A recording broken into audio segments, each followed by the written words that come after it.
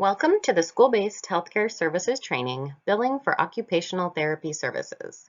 This training is intended for occupational therapy providers who participate in the School-Based Healthcare Services program. In this training, we will take a look at which providers can participate in the SBHS program, which students are eligible to bill for, covered and non-covered services, how to bill for and document your services, and how to provide and bill for telemedicine services. Please note that a PDF of this training with active hyperlinks is available on the SBHS webpage at www.hca.wa.gov/SBHS. SBHS Program Overview. The School-Based Healthcare Services, or SBHS program, is an optional Medicaid program which provides reimbursement to contracted school districts, ESDs, charter, and tribal schools for providing medically necessary health-related services to Medicaid-eligible students who receive special education services per an IEP or an IFSP.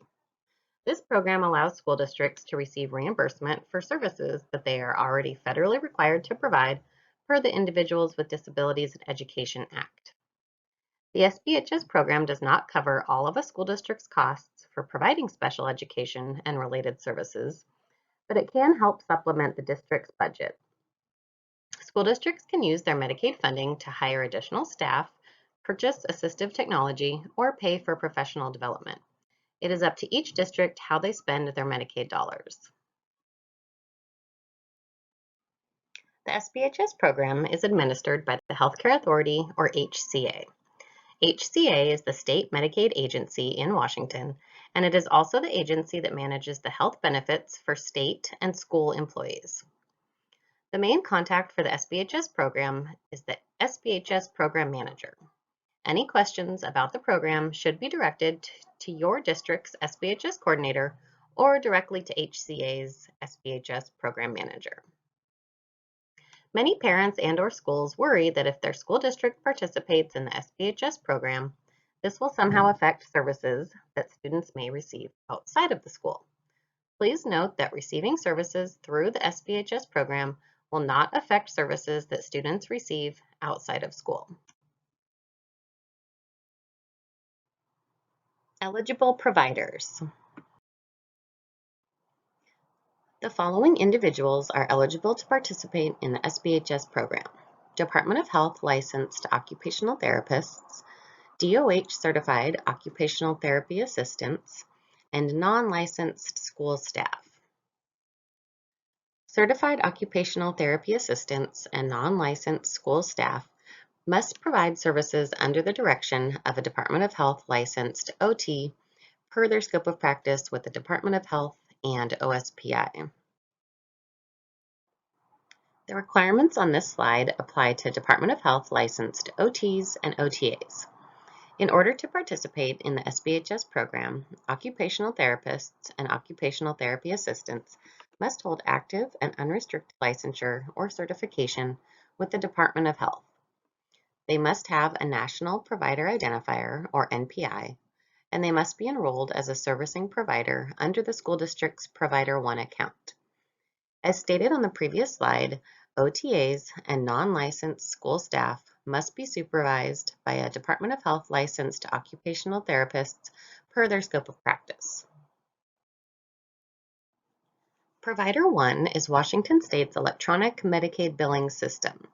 If you are a licensed OT or OTA, your district's SBHS Medicaid coordinator will need to collect information from you, such as your Department of Health license number, date of birth, Social Security number, and NPI, in order to enroll you as a servicing provider under the district's Provider One account. Billable services that you provide are then entered as claims by either the district's SBHS coordinator or a third-party biller. Although you are enrolled as a provider in Provider One, you will not need access to the Provider One system, as you will document all your services elsewhere, which we will take a look at a little bit later on in this training. Non-licensed school staff providing services under the supervision of a licensed provider do not need to be enrolled in Provider One. Any services provided by non-licensed staff are billed under the Supervising Providers NPI in Provider 1. Supervision requirements for occupational therapy services can be found on DOH's website, as well as in DOH RCW 1859 and DOH WAC 246847. OSPI supervision requirements can be found on OSPI's website.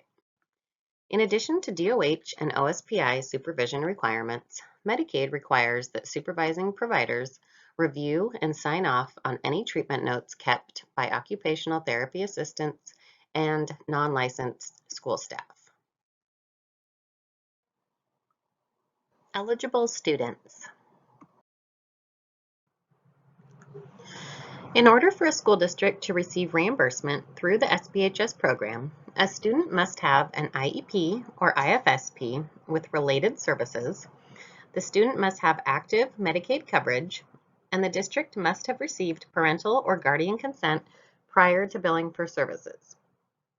Please note that school providers are not required to determine eligibility information. You should receive a list of eligible students from your district's SBHS Medicaid coordinator, or this information should be loaded into the documentation software provided by the district's third-party biller. If you are not sure if you should submit claims for a certain student, please contact your district's Medicaid coordinator.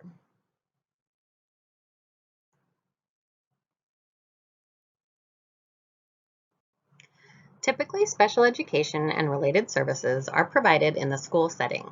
However, the SBHS program also provides reimbursement for services provided in the natural setting and in an alternate setting in accordance with the Individuals with Disabilities Education Act.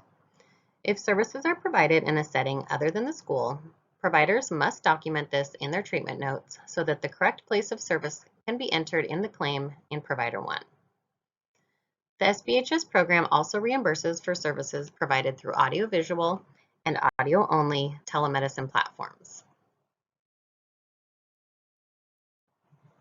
Covered and non-covered services.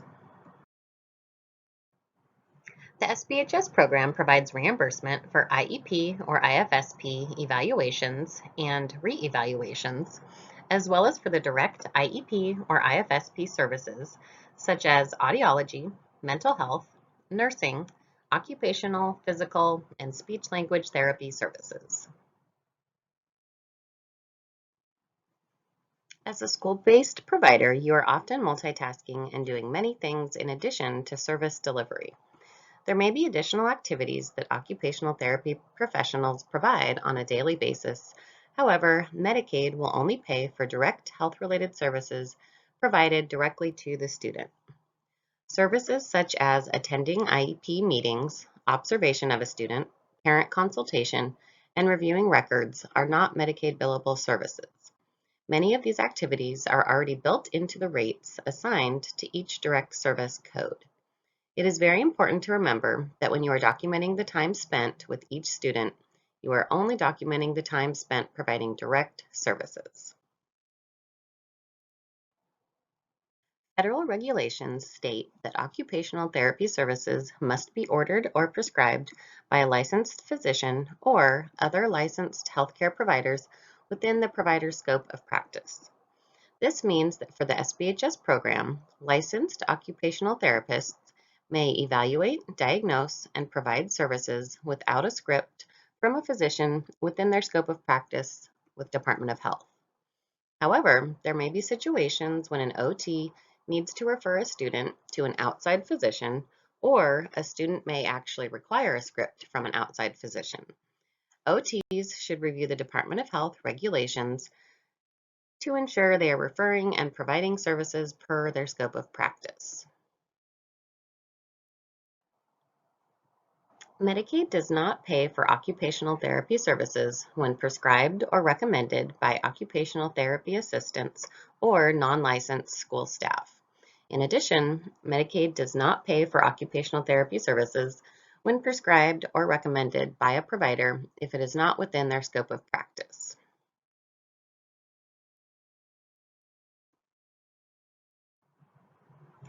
Billing for services. When billing for evaluations or re-evaluations, there are 3 evaluation codes and 1 re-evaluation code occupational therapists may use. Even though time is associated with each evaluation code, evaluation codes are considered untimed. The times associated with the codes are provided as guidance for providers in order to determine which code is most appropriate to use. Providers must use their professional judgment to determine the most appropriate code to use based on the services provided.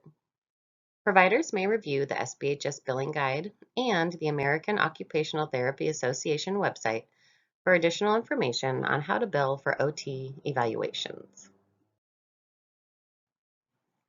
Licensed occupational therapists can only bill for an evaluation if the evaluation results in an IEP or IFSP that includes occupational therapy services. For example, if you are asked to evaluate a student to determine if he or she requires OT services, and you determine the student does not require OT services, even if an IEP is written for the student, you would not be able to bill for this evaluation. If, however, you perform an evaluation and it is determined the student does require OT services in the IEP, you would then be able to bill for the evaluation. If additional tests and services are provided as part of the evaluation, the provider may bill for these additional tests and services using the appropriate codes, which we will go over on the next few slides. In order to be reimbursable through the SBHS program, occupational therapy services must be included in the IEP or IFSP as either a special education related or consult service. The IEP and IFSP must state the frequency of services and who will be providing the services. If OT services are listed as a consult service, services are only reimbursable when the provider is providing services directly to the student. Consult services provided to another staff member or parent are not reimbursable. The SBHS program will not reimburse for services provided in excess of what is written in the IEP. For example, if the IEP states the student requires services 2 times a week, but the student actually receives services 3 times a week, the provider can only bill for 2 sessions as that is what is written in the IEP. However, makeup sessions may be reimbursable when the provider clearly documents in the treatment notes that the session is a makeup.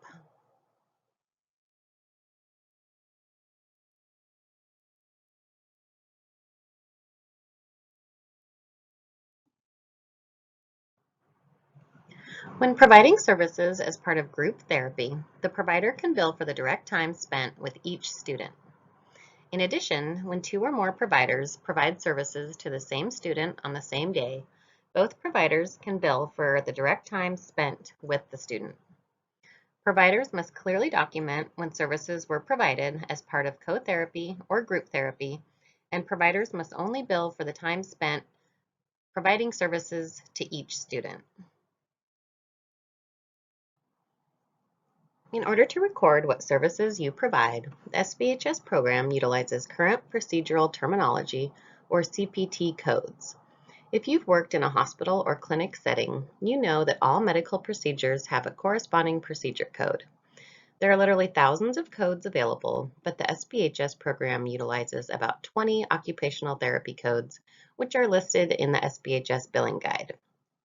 Providers should ensure that they have access to the current SBHS billing guide at all times in order to ensure they are using the most appropriate codes for the services provided. The SBHS billing guide, as well as the SBHS fee schedule, can be found on the SBHS webpage. Providers must use their professional judgment when determining the most appropriate code to use for the service provided. HCA's SBHS Program Manager can provide guidance on SBHS policies and procedures, but cannot inform providers which code to use. Providers may seek guidance from the American Occupational Therapy Association or a current procedural terminology manual for appropriate use of occupational therapy codes. All CPT codes are either timed or untimed. When providing services, providers should be aware of whether a code is timed or untimed to ensure they are documenting and billing appropriately. For timed codes, each measure of time, as defined by the code description, equals 1 unit. For example, code 97110 is timed per 15 minutes, which means that 1 unit equals 15 minutes. Most OT codes are timed. Untimed codes, such as 97150, are billed as 1 unit no matter how long the procedure takes. So how can you tell if a code is timed or untimed? Sometimes time will be listed in the short description or long description, but not always. Because the SBHS billing guide only publishes the short description of each code, a column to the right of each code indicates whether the code is timed or untimed. If the code is a timed code, the measure of time has been included, as you can see here for codes 97112 and 97530. If the code is untimed, the comments column will be left blank, which means the code can only be billed once per day, per provider, per student. As you can see on this slide, even though time is listed in the short description of the evaluation codes, these codes are still considered untimed and can only be billed as 1 unit, regardless of how long the evaluation takes. As mentioned on a previous slide, most occupational therapy codes are timed, which means that occupational therapists need to be sure they are recording the correct time in and time out on their treatment notes in order to determine the appropriate number of units billed. For codes that are timed per 15 minutes, a minimum of 8 minutes must be provided to bill for 1 unit. To calculate billing units for 15-minute timed codes, you'll count the total number of minutes provided for the day for the eligible student, and then divide by 15 to convert to the billable units of service per day, as can be seen on this slide. This information can also be found in the SBHS billing guide.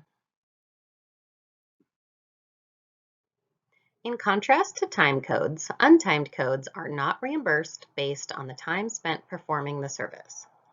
Most untimed codes can only be billed as 1 unit per day, per client, per provider. Time in and time out must be recorded on treatment notes for all codes, even untimed codes. HCA will deny claims submitted with more than the allowable maximum units per day.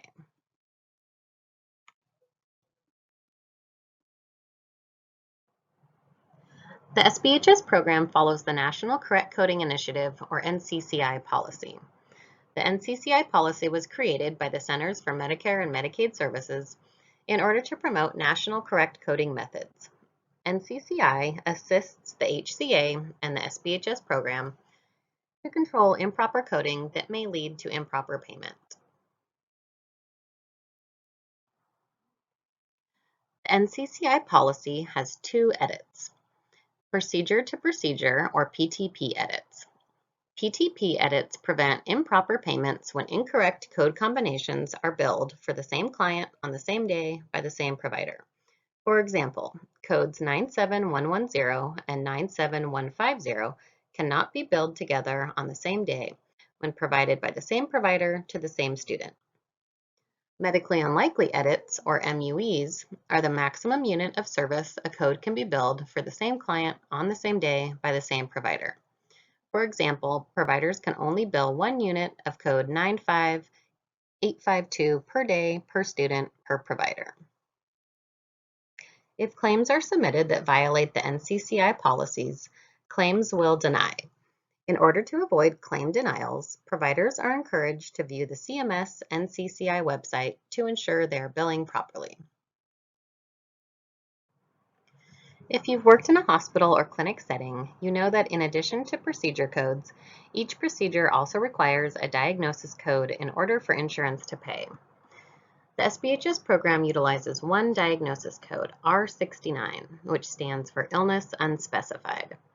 As a provider participating in the SBHS program, you don't really need to worry about this, as this information is entered on the claim in Provider 1 by either the district's Medicaid coordinator or the district's third-party biller.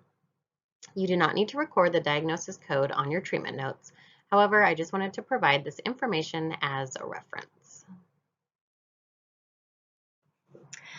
Your school district may have additional time limits for when treatment notes are due. However, Medicaid's time limit for SBHS providers to submit claims are outlined on this slide. Providers must submit the initial claim to Healthcare Authority within 365 calendar days from the date of service. Within 24 months of the date of service, a provider may resubmit, modify, or adjust an initial claim that was assigned a transaction control number. Claim submission is typically done by your district's Medicaid coordinator or your district's third-party biller. Documentation requirements. When participating in the SBHS program, providers must follow Medicaid documentation requirements, which requires providers to keep detailed treatment notes that justify all billed claims. Treatment notes may be kept in electronic or handwritten format. Treatment notes must be maintained for 6 years from the date of service. Treatment notes must contain the following information: the student's name, the student's date of birth, student's Medicaid Provider 1 ID, the date of service, and for each date of service, the time in and time out, the procedure code, a description of the service provided, child's progress to each service, and a note whether the service was individual or group therapy. Notes must be authenticated by the provider who performed the services with either a handwritten or electronic signature. So what does all this look like in practice? Some school districts contract with an outside billing agent or third-party biller who assists the district with submitting Medicaid claims. If your school district contracts with a billing agent, you will keep your treatment notes in whatever software the billing agent uses. Some examples of documentation software include EasyTrack, Whammer, or Embrace IEP. As mentioned previously, supervising providers must review and co-sign any treatment notes kept by OTAs or non-licensed school staff. This can be easily done within the electronic documentation software provided by the billing agent. After the treatment notes are reviewed and signed, the third-party biller then uploads that information as a billable claim into the Provider One system. The process is similar if your school district self-bills.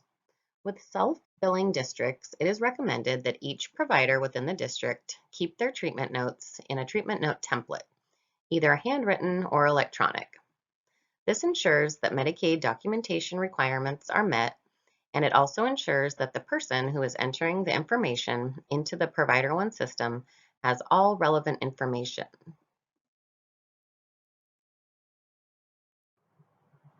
Telemedicine. Telemedicine is when a healthcare provider uses HIPAA-compliant, interactive, real-time audio and video telecommunications to deliver covered services that are within the provider's scope of practice to a student at a site other than the site where the provider is located. As a school-based provider, you may be asked to provide services through telemedicine at one point or another. On these next few slides, we will review documentation requirements and other important information as it relates to telemedicine service delivery. The SBHS program provides reimbursement for services provided through telemedicine when services are provided through HIPAA-compliant audio-visual telemedicine platforms or through audio-only telephone. When providing services through telemedicine, there are two key components: the place of service and the modifier. These pieces of information must be included on a claim in Provider One to indicate that the service was provided through telemedicine. Now, you as a provider may not see these pieces of information as you are documenting your services, but it is very important that you are choosing either the appropriate drop-down in the electronic documentation software if your district uses a third-party biller. If your district self-bills, you must ensure you follow the telemedicine documentation requirements that we will go over on the next slide in order to ensure that your district's Medicaid coordinator can enter the claims correctly in the Provider One system. In addition to documenting and submitting a claim for the actual service provided through telemedicine, providers may also submit an additional claim for a telemedicine facility fee if the criteria on this slide are met. The student is located at the school, the provider is located in another location, and services are provided through HIPAA-compliant audiovisual telemedicine. It is recommended that providers confirm with their district's SBHS Medicaid coordinator or the district's third-party biller to ensure that they are billing for the telemedicine facility fee correctly.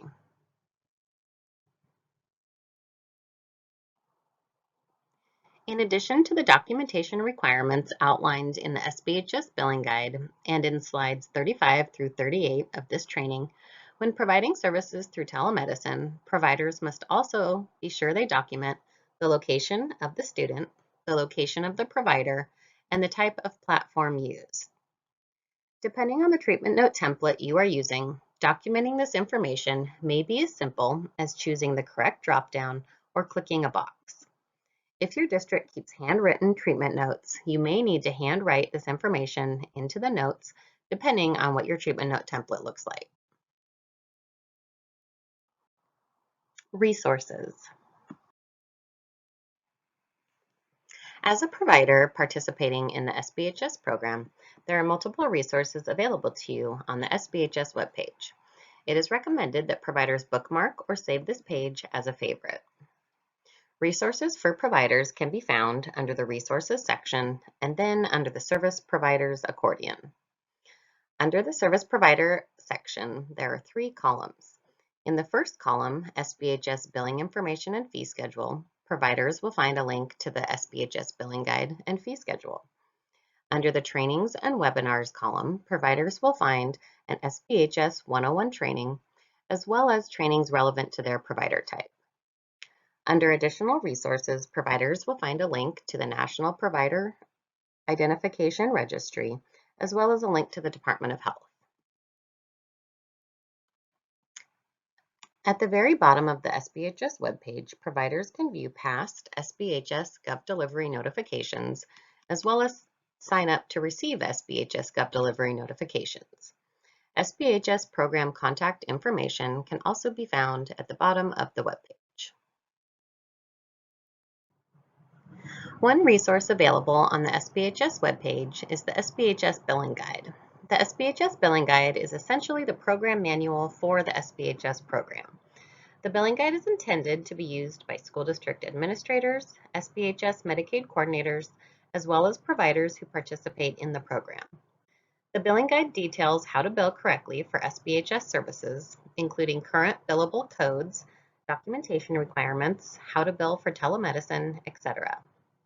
The guide also lists SBHS covered services, non-covered services, information on program monitoring, eligible provider types, eligible students, etc. In most cases, answers to frequently asked questions can be found in the SBHS Billing Guide. A link to the current and past versions of the guide is available on the SBHS webpage. Providers may print out a copy of the guide. However, it is recommended the guide instead be accessed and viewed electronically. This ensures the provider is viewing the most recent version. In addition, there are active hyperlinks throughout the guide, which can only be accessed if viewing electronically. The SBHS program sends out email notifications via GovDelivery. Providers are encouraged to sign up to receive SBHS notifications to ensure they are kept up to date on program updates and changes. Providers can sign up to receive SBHS GovDelivery notifications by visiting the SBHS webpage and clicking on Sign Up for Email Notifications found at the bottom of the webpage.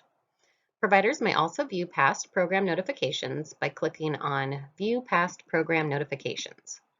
Please note that if you are trying to view past notifications on Google Chrome or Microsoft Edge, you will need to install an RSS feed extension in order to view the notifications. Directions on how to do so can also be found at the bottom of the webpage. We have gone over a lot of information on today's training. Just a reminder that all of the information found in today's training can also be found in the SBHS Billing Guide. In addition, providers may find the American Occupational Therapy Association website as well as the AMA CPT information website useful.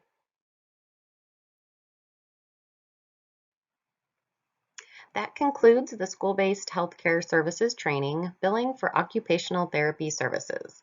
Any questions about today's training or the SBHS program may be directed to Shanna Muirhead, HCA's SBHS Program Manager, or to your district's SBHS Medicaid Coordinator. Thank you and have a great day.